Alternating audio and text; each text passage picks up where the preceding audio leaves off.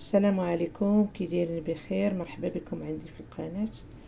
اليوم بغيت نشارك معكم الكوكلي بالصفة. انا رانا دايره معكم بالصفة، راه دخلوا القناة راه تلقاو عادية الصفة يعني مغربية، وهذا غنديرها بالكوكلي الشعرية الصفة. هنايا انا كنطحن في معطرية ديال الدجاج، فيها كل شيء، فيها القرفة، فيها سكينجبير، فيها شويه روز الثومه، دايره فيها البصله الربيع مخلط. وهنايا انا بديت هنا بالصفه، ها هي راه درت البرمه صافي. وانا دابا غادي نكب التغيميره هنايا، غنشرملها ونديرها معكم ان شاء الله. صافي انا دابا دغمرتهم بالعطريه هادشي اللي طحنت كل شيء، درت فيها كل شيء، راه قلت لكم درت فيها التوابل كل شيء درتهم فيها. دابا غادي ندير شويه ديال السمن، صافي ونشعل عليها.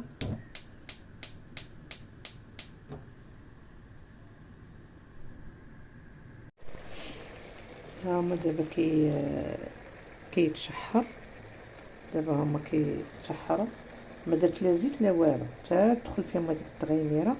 وانتم من الاحسن رقدوهم، خليهم راقدين باش يشربوا الليله كامله كاع مرقدين في هاد التغيميره بلا زيت بلا والو. انا دايره الملح، دايره كلشي هنايا، الثومه، دايره كلشي، العطريه هنايا، السمن رانا نحشو قدامكم.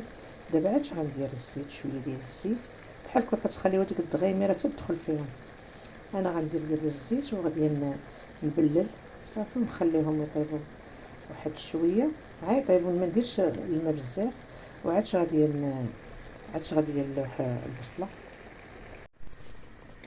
صافي انا حيت الكوكلي ديالي، ها هو على هاد الطريقه، راه ما شاء الله راه كيجي محمر بلا ما ديروا لا في الفران لا والو.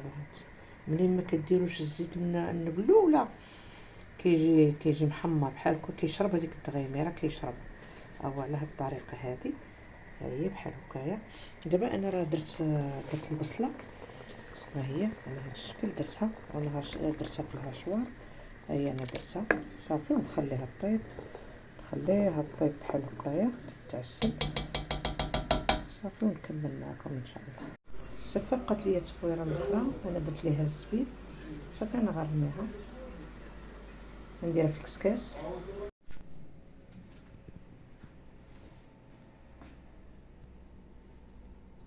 هو هذه هي السفه اللي دريسيتها بالكوكلي على هذا الشكل هذا.